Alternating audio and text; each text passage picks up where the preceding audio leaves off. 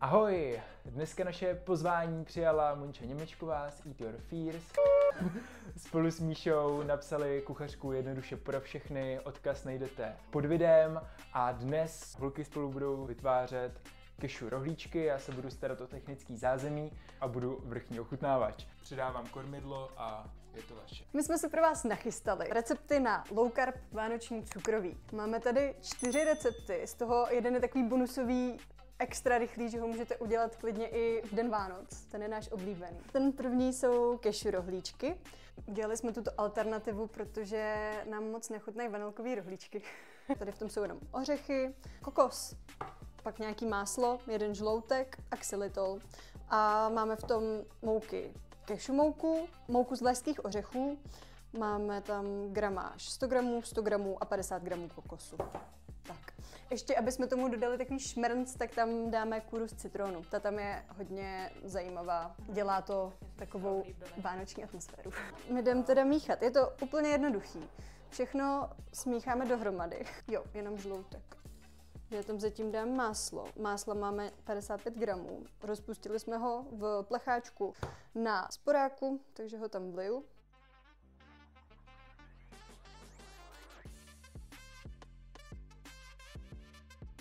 Jinak citron je dobrý používat bio, aby nebyl tolik postříkaný.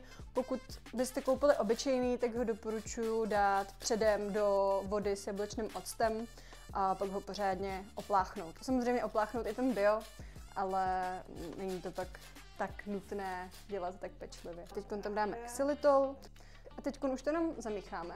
Já to tak nějak promíchám a pak začneme tvořit rohlíčky. Tohle je trošku taková prekérní situace s tvořením rohlíčků. Není to zase tak jednoduché. Není to těsto jako klasické. Trošku se to drolí, ale když si najdete grif, který má Monča vychytaný, tak to pak není tak.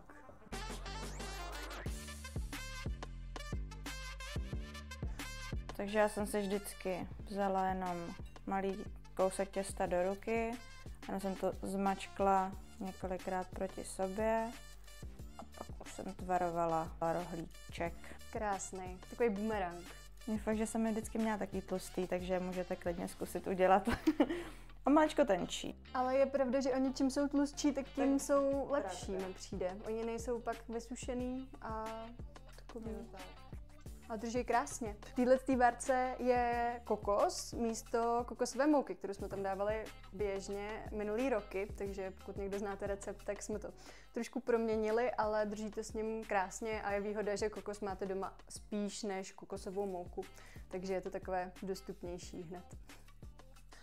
A tak je dobrý low carb cukroví nedělat příliš brzy před Vánoci, protože tím, že tam není cukr, který je hlavní konzervant, tak vydrží trošku kratší dobu. Týden tak nějak vydrží. My jsme to vlastně ani díl nezkoušeli, protože jsme to většinou snědli.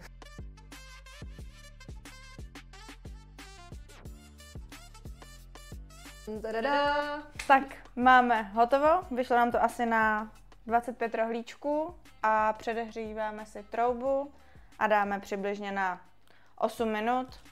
Budeme to sledovat, aby jsme je nespálili.